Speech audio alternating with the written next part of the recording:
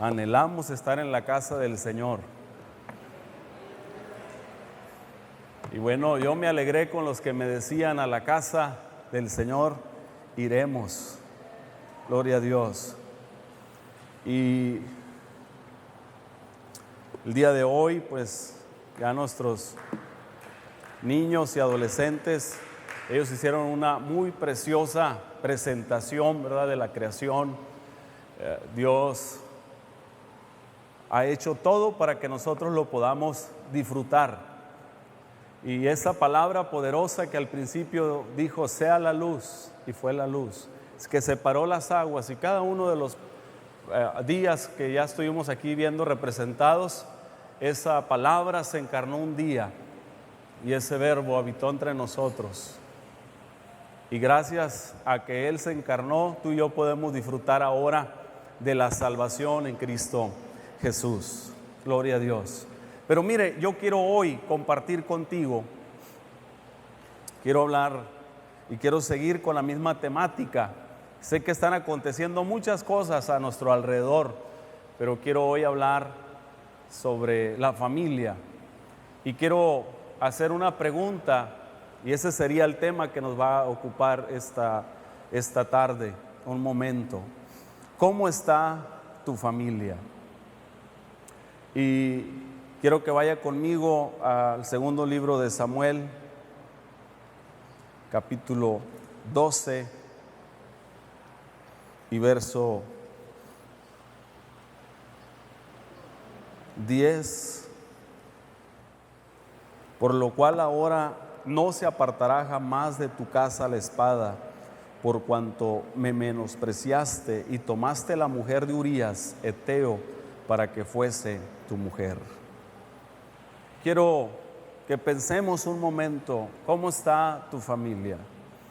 Y quiero hablar de un personaje del cual en muchas ocasiones hemos escuchado diferentes mensajes, diferentes estudios de él, y es la historia del rey David, una historia fascinante, una historia, yo creo, de las más conocidas.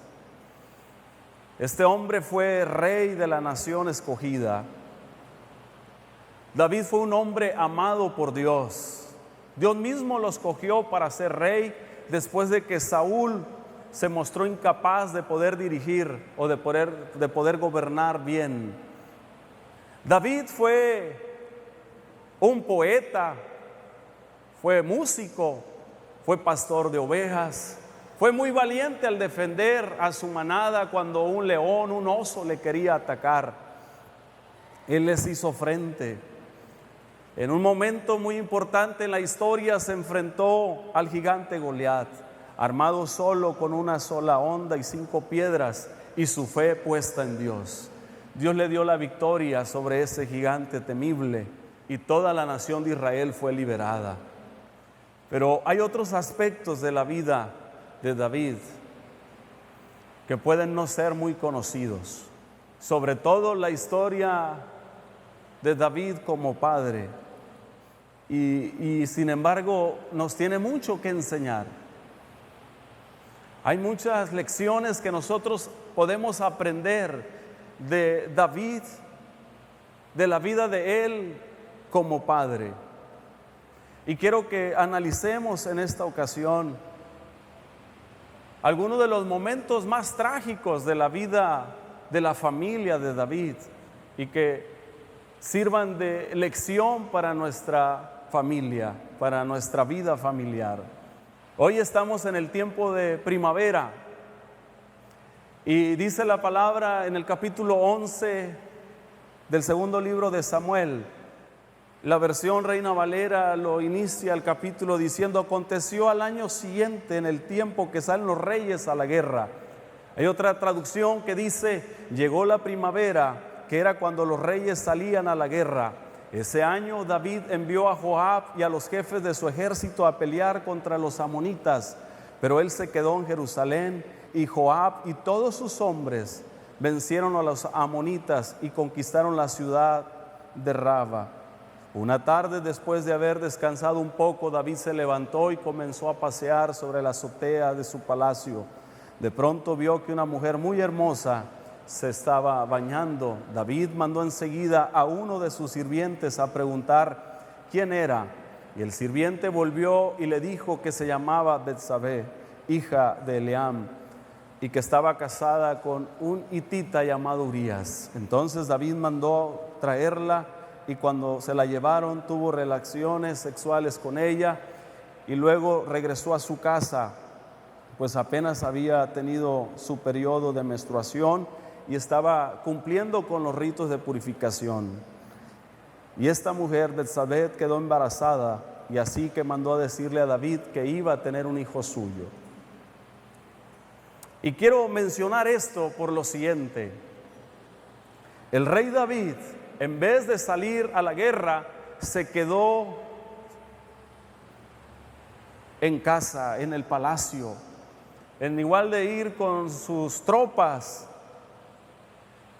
Él decide descansar, y una tarde se levanta de su siesta y empieza a caminar por la terraza y observa de la parte más alta, tal vez ahí del palacio, y alcanza a observar a esa mujer vecina que se estaba bañando. Y en ese momento, capturado por la lujuria y cautivado por la belleza de la mujer, David la mandó a traer al palacio y en pocas palabras se acostó con ella.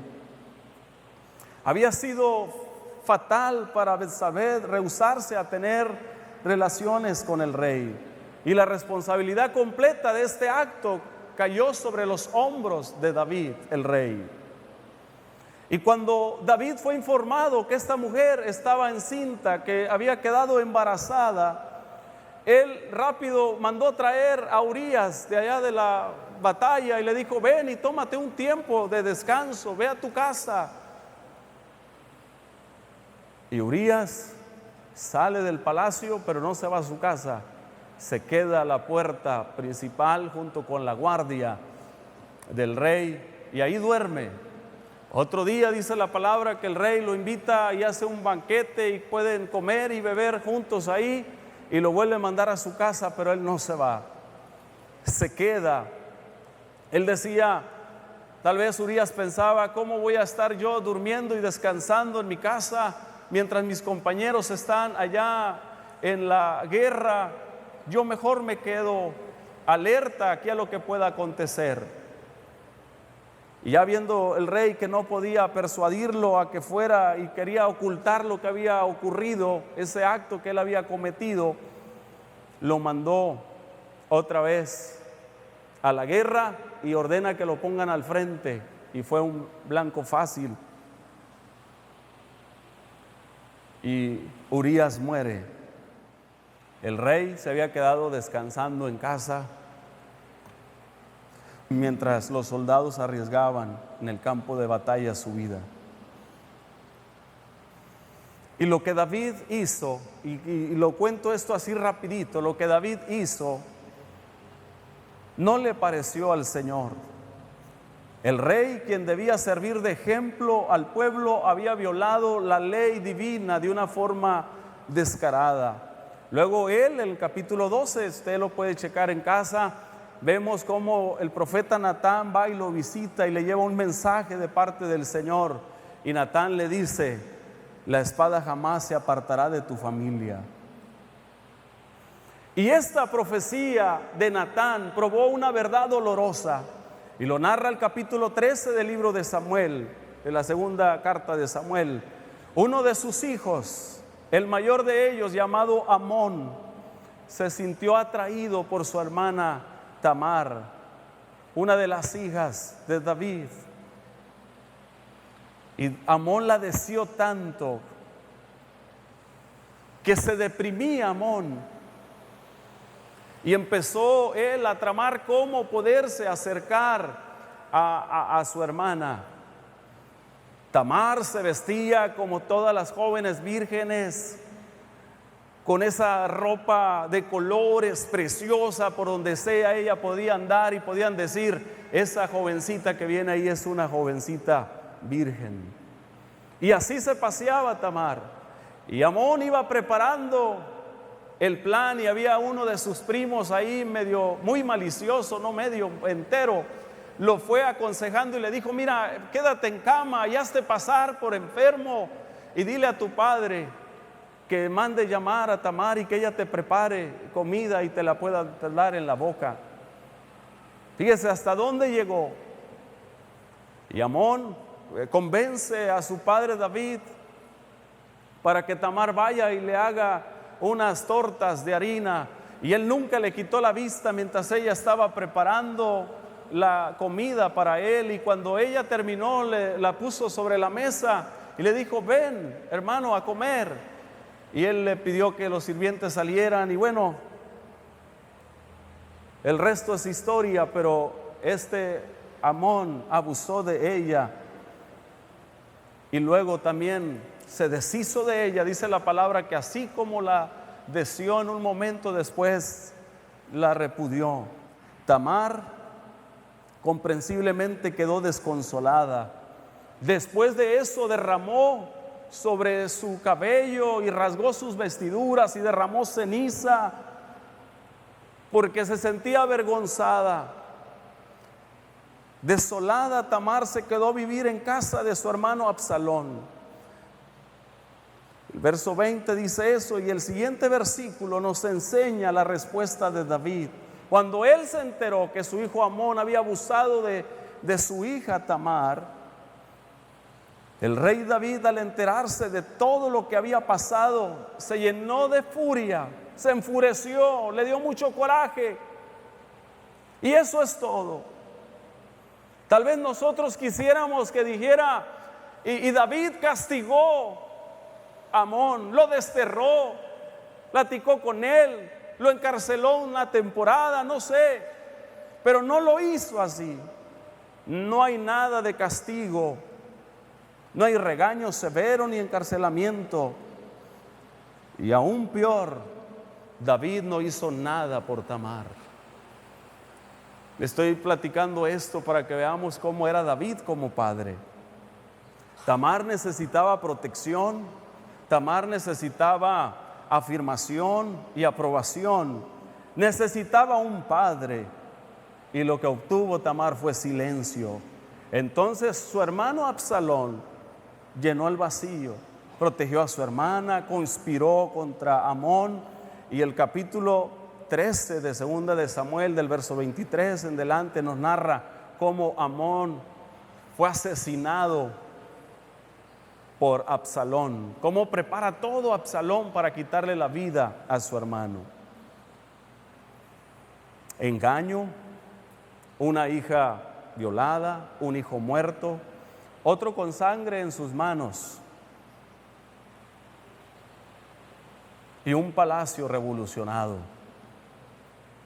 Ya era tiempo que David le entrara, tomara cartas en el asunto, de que desplegara su coraje como lo hizo con Goliat, que se mostrara ese hombre misericordioso como lo hizo con Saúl cuando le perdonó la vida, que fuera ese líder que pudo conducir a aquellos que estaban allá en el arroyo de Besor. La familia necesitaba a David, necesitaba ver lo mejor de él, pero no vio nada de eso. David no intervino, solamente lloró. Absalón interpretó el silencio y la ira como algo: no me interesa lo que suceda con ustedes. Y Absalón mejor huye, se va a la casa de su abuelo. David no hace ningún intento por hablar con Absalón. Dice la palabra que durante 3 años vivieron en ciudades separadas. Luego Absalón regresa a Jerusalén, pero cuando regresa, David lo quería perdonar, pero cuando él regresa, David no quiso verlo. Vivió 2 años ahí mismo en Jerusalén, se casó, tuvo hijos, pero no hubo una conversación entre padre e hijo. David permanecía pasivo. Así estaba la situación con los hijos de David. Y si echamos un vistazo también, cómo estaba su relación conyugal. David Dice la palabra en el segundo libro de Samuel, capítulo 3, mientras estuvo en Hebrón, David tuvo los siguientes hijos. Su primogénito fue Amón, hijo de Ahinoam, la jezreelita. El segundo, Eliab, hijo de Abigail. Y así empieza a mencionar a cada uno de los hijos que él tuvo. Y en esos versículos vemos que tuvo 6 esposas, y faltaba aquí agregar a 2 más, a Mical, su primer mujer, y la más famosa de todas, Betsabé. Entonces David tuvo 8, demasiadas para poder dedicar tiempo a cada una de ellas. David hizo muchas cosas muy buenas. Unificó las 12 tribus en una nación, dirigió conquistas militares, fundó la ciudad capital y elevó a Dios a que todos lo reconocieran como el Señor del cielo y de la tierra. Llevó el arca del pacto y el pueblo de Israel se sentía muy agradecido con David. David era un adorador. Aún todavía cantamos sus salmos, leemos sus salmos. Marcó la historia, y yo creo que en aquel tiempo de igual manera lo hacían, y se podía escuchar cuando decían las que danzaban: Saúl mató a sus 1000 y David a sus 10,000. Era un hombre conquistador. Todo eso hizo bien, pero cuando llegamos a su familia, las cosas cambian. Su fracaso más grande fue estar ausente de su familia. Seducir a Betsabé fue inexcusable. Matar a Urías fue un acto despiadado, acto de un corazón desesperado. Pero ser un padre pasivo, ser un padre que no actuaba cuando había una necesidad en casa con uno de sus hijos. Veamos el resto de la historia. Luego lo quiero aplicar a nuestro tiempo. ¿Recuerdas a Absalón? Cuando David decide ir hacia él, era demasiado tarde. La semilla del rencor se había extendido a profundidad en la vida de Absalón. Y Absalón decide tomar el reino por las fuerzas. Y vea qué inteligente. Tuvo 4 años aproximadamente para hacer su campaña política. Absalón va con su padre, hacen las paces. Si usted lee los capítulos 15, 14 de segunda de Samuel, el 15 en específico, miramos cómo él hace las paces, y él estaba siempre al pendiente. Cuando llegaba alguien a visitar a su padre, él estaba afuera, lo recibía y les preguntaba, y él decía: miren, yo sí les voy a hacer justicia. Mi padre está demasiado ocupado, pero yo sí, cuenten conmigo. Los abrazaba, los besaba, y empezó a ganarse el respeto y el cariño de todo el pueblo. Por eso le digo que fue demasiado tarde para David. Y cuando Absalón toma el poder, cuando David es destronado, David emprende su caminata más triste fuera de Jerusalén. Él decide salirse al desierto, decide irse al desierto. Y dice uno de los versículos, el verso 30 del capítulo 15: David por su parte subió al monte de los olivos llorando, con la cabeza cubierta y los pies descalzos. Y también todos los que le acompañaban se cubrieron la cabeza y subieron llorando. David estaba desgarrado, no usa una corona, no tenía una familia, había perdido su hogar. Su hijo Absalón había tomado Jerusalén por la fuerza. Detrás de David se encontraba la muralla o los muros que habían levantado de la gran ciudad, y lo que le esperaba enfrente a David era el desierto. ¿Quién no lloraría en un momento como este? Sin trono, sin familia. ¿Qué ha ocurrido? qué había acontecido. Pero los más leales a David, los que estaban con él de manera incondicional, alcanzaron a Absalón. Absalón sale huyendo en su corcel. No sé, un caballo pura sangre tal vez traía Absalón. Y dice la palabra que Absalón era un hombre guapo, era un hombre muy bien parecido, tenía una cabellera preciosa. Y en ese tiempo se acostumbraban a dejar el cabello largo. Y dice la palabra del Señor que cuando él se cortaba el cabello, a veces pesaba hasta 2 kilos lo que le cortaban de cabello. Fíjese, le crecía rápido. Y bueno, el caso que cuando Absalón huye, y le digo esto porque él huye y su cabellera se queda enredada en uno de los matorrales, y ahí es alcanzado por uno de los soldados de David y le quita la vida. Y cuando esta noticia llega a David, yo creo que se empezó a lamentar y a decir: ¿por qué no busqué antes a mi hijo? ¿Por qué no le entregué yo el trono? Él iba a ser mi heredero. Lo amaba tanto David.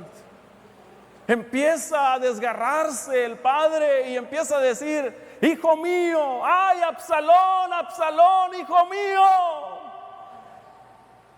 ojalá hubiera muerto yo en tu lugar. Ay Absalón, hijo mío, hijo mío. Lágrimas tardías. David triunfó conquistando reinos. David triunfó siendo un excelente adorador. David triunfó siendo un excelente poeta. David triunfó siendo un buen amigo, excepto en su familia. Y le quiero decir algo, amado hermano: si usted y yo no triunfamos en nuestra familia, no somos exitosos. Usted puede triunfar en su carrera. Tal vez David, cuando hace esto, yo creo que David se lamenta tanto, pero ya no había más lágrimas. Yo creo que si David hubiera sabido, se hubiera beneficiado del consejo del apóstol Pablo, que ahora sí es para nosotros: y ustedes, padres, no hagan enojar a sus hijos, sino criarlos según la disciplina e instrucción del Señor. ¿Cómo nosotros podemos explicar el desastroso hogar de David? ¿Cómo explicamos el silencio respecto a su familia? No hay salmos escritos a su familia, aparte de la oración que ofreció por su hijo, por el hijo de Betsabé que muere a los pocos días de nacido. Nunca ora por su familia. Ora por los filisteos, ora por la guerra, ora por su amigo Jonatán, ora por su enemigo número 1, Saúl. Pero cuando vemos y analizamos, vemos que por su familia él no intercede. Estaba demasiado ocupado para darse cuenta, quizás. Tenía una ciudad que establecer, tenía reinos que conquistar. Para él era más importante hacer eso, y tal vez él decía que las mujeres puedan criar a sus hijos. Demasiado ocupado, demasiado importante. Era muy culpable David. Y ahora era demasiado tarde para él. Pero no es demasiado tarde para ti. No es demasiado tarde para ti. Tu familia debe de ser tu prioridad. Nuestra familia debe de ser nuestra prioridad. No cometamos el trágico error de David. Ahora yo quiero preguntarle a los esposos del siglo XXI, a este tiempo nos toca vivir a nosotros, a cada uno de los que Dios le da la bendición de ser padres, ser esposos. ¿Cómo están las cosas con tu esposa? Y esposas, ¿cómo están su relación con su esposo? ¿Quién recuerda cuando en un altar como este, tal vez, o allá enfrente algunos, contrajeron las nupcias matrimoniales. ¿Recuerda ese momento cuando usted estuvo en el altar al lado de su esposa o su esposo? ¿Recuerda el día de su boda? Y quiero decirle a los hombres esto: ese día, varones, ese día, y algunos la tienen por un lado, ahí está su esposa por un lado. Quiero decirles que ese día Dios les entregó, o nos entregó, yo por delante. Ese día Dios nos entregó una obra perfecta de su creación. Ese día Dios nos entregó algo precioso, algo complicadamente elaborado, una obra formada con precisión. Las mujeres son perfectas. Varón, esa mujer que Dios te dio es perfecta para ti. Obsérvala si tienes la bendición que esté aquí contigo hoy. Dios te la entregó, pero también Dios te la encargó. Es una creación única. No hay dos como tu esposa. ¿Por qué perder el tiempo con alguien más?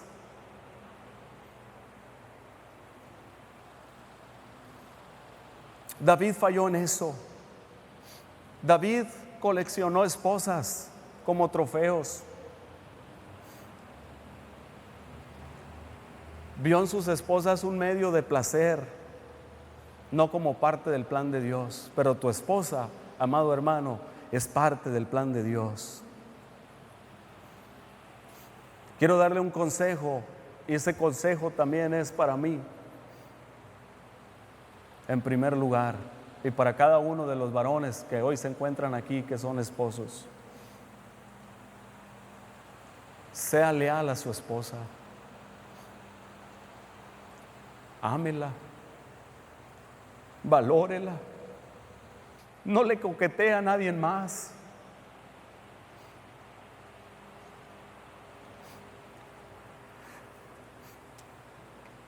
No se quede de más tiempo en la oficina, ahí en el trabajo, y si alguien se le acerca, haz que la bata, haz que tu camisa está arrugada, no te la plancharon muy bien, hágase a un lado, así me la plancharon o yo la planché. Es que ahora qué guapo viene, que esa palabra se la diga a su esposa. Ya me la dijeron en casa. Es trabajo para las esposas. El matrimonio es algo muy sagrado.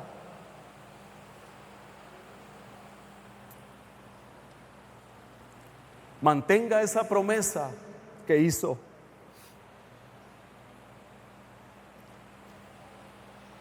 El apóstol Pablo da consejos muy precisos. Maridos, amad a vuestras mujeres así como Cristo amó a la iglesia y se entregó a sí mismo por ella. ¡Qué tremenda encargo tenemos! Tenemos que amar a nuestras esposas, cuidarlas como vaso frágil, así como Cristo amó a su iglesia. Compara el matrimonio con su segunda venida, porque para Él es totalmente perfecto ese momento. Son terrenos muy especiales y espirituales, porque cuando el Señor regrese por su iglesia, usted y yo somos parte de la iglesia, somos parte de la esposa del Rey de Reyes y Señor de Señores, y cuando Él regrese, habrán de celebrarse las bodas, gloria a Dios. El esposo habrá de venir por su esposa y quiere encontrar a su esposa bien cuidada. Por eso el apóstol Pablo hace esa comparación.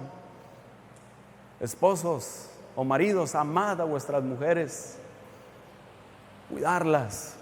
Si en algún momento nosotros hemos fallado en algo, Nunca es tarde para pedir perdón y empezar de nuevo y empezar a restablecer esos lazos. Pero para las esposas, mujeres, vean, a lo mejor hemos cambiado.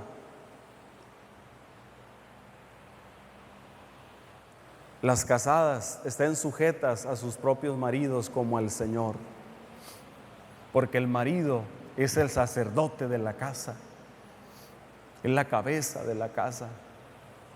Mujeres, denme medio minuto en esta parte. Amen, honren, respeten a ese varón que Dios les dio, que Dios les entregó. Y las mujeres de igual manera sean leales a sus esposos. No miren dos veces a otra persona. No provoque, no coquetee. Ámelo, cuídenlo y siempre sean uno. Siempre sean uno. Dejo un momento a los esposos y a las esposas para referirme a los pequeños, a nuestros niños. Nuestros hijos nos llaman papá, les llaman mamá. Y esas mamás y esos papás más valiosos que todos los ejecutivos y legisladores, congresistas que se puedan encontrar en el Congreso Nacional, podemos decirlo así, son más importantes ustedes como padres. Para sus hijos, papá y mamá son lo mejor. Aquí entre nosotros hay algunos que estudiaron psicología, son terapeutas y a lo mejor van a reafirmar lo que voy a decir. Pero hay una palabra, la palabra amor. Los niños, esa palabra amor la deletrean con 6 letras. Y hay algo que nos cuesta. Pero los hijos, los niños, si yo les preguntara, yo le hice la pregunta a mis hijos, ¿qué es lo que más quieren ustedes de mí como su padre? ¿Qué es lo que más quieren de mí? ¿Qué es lo que más necesitan de mí? Y me dijeron esta palabra de 6 letras. Ocupamos tiempo. ¿Cómo está nuestro tiempo para nuestros hijos? Nuestros hijos no son un hobby. Nuestros hijos son muy valiosos. Nuestros hijos son nuestro motivo. Cuando usted llega a casa después de haber trabajado, yo creo que si le preguntara a alguno de ustedes me lo va a poder decir también, que cuando llega a casa y mira que sale el hijo, la hija y lo abraza, lo besa, ¿cómo se sienten? ¿Cómo se sienten ustedes después de estar algunas horas allá trabajando y llegar a casa?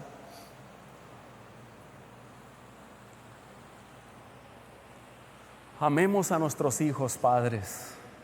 Hay que disciplinarlos, hay que corregirlos si es necesario. Pero también quiero decirle a nuestros hijos, unos están pequeños, otros ya son grandes, son adultos y tienen una familia. Aquí hay matrimonios que aquí están sus hijos y sus hijos ya son adultos y tienen hijos adultos también. Pero hay una promesa que yo quiero recordarles a todos. Debemos nosotros, hijos, honrar a nuestros padres, amarlos, respetarlos y nos va a ir bien. Hijos, valoren todo lo que sus padres hacen por ustedes. Valora lo que mamá hace por ti, lo que papá hace por ti. Valórenlo o valorémoslo.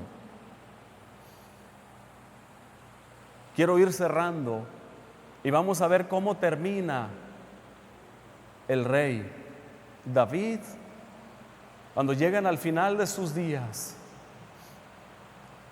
Y Dios quiera que nunca ni uno de nosotros termine como terminó David, el rey.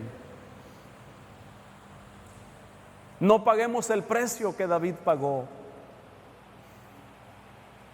Si nos acercamos un poco más a los momentos finales de la vida, de los suspiros que le quedaban a David. David ya estaba a poco tiempo, horas, días tal vez, del viaje sin regreso. Y un frío se instaló en sus sábanas y no lo podía sacar. Y decían los sirvientes del rey: el rey necesita a alguien que le proporcione calor. Y dijo uno de los consejeros: vamos hablándole a una de sus esposas. ¿Y sabe qué hizo? ¿Qué hicieron? Le dijeron no. Cuando fueron y buscaron a sus hijos, les dijeron no. ¿Y sabe qué tuvieron que hacer? Primera de Reyes, capítulo 1, del verso 3 en delante. Así que fueron por todo Israel en busca de una muchacha hermosa, y se dedicó a cuidar y a servir al rey, aunque el rey nunca tuvo relaciones sexuales con ella. Yo quiero usar mi imaginación e ir un poco más allá, a ese momento cuando David está ahí en la cama y en esa condición que nadie quiso venir de su familia. Yo creo que David hubiera cambiado sus conquistas por un abrazo de su esposa. Hubiera cambiado todos esos trofeos que tenía. Cantares, capítulo 4, verso 4 dice que de la torre de David, de ella prenden miles de escudos o 1000 escudos. Yo creo que todo eso él lo podía, tal vez, quiero usar mi imaginación, él lo podía intercambiar por un momento así. Murió cuidado por una extraña. Él siempre se condujo así, fuera de su familia. Hay un dicho que dice: haz tú lo que bien digo, no lo que mal hago. Desgraciadamente este consejo no funciona con los hijos. No importa que también nosotros le enseñemos a nuestros hijos el bien y el mal, ellos van a seguir nuestro ejemplo. Ellos siempre van a hacer lo que miran que nosotros hacemos.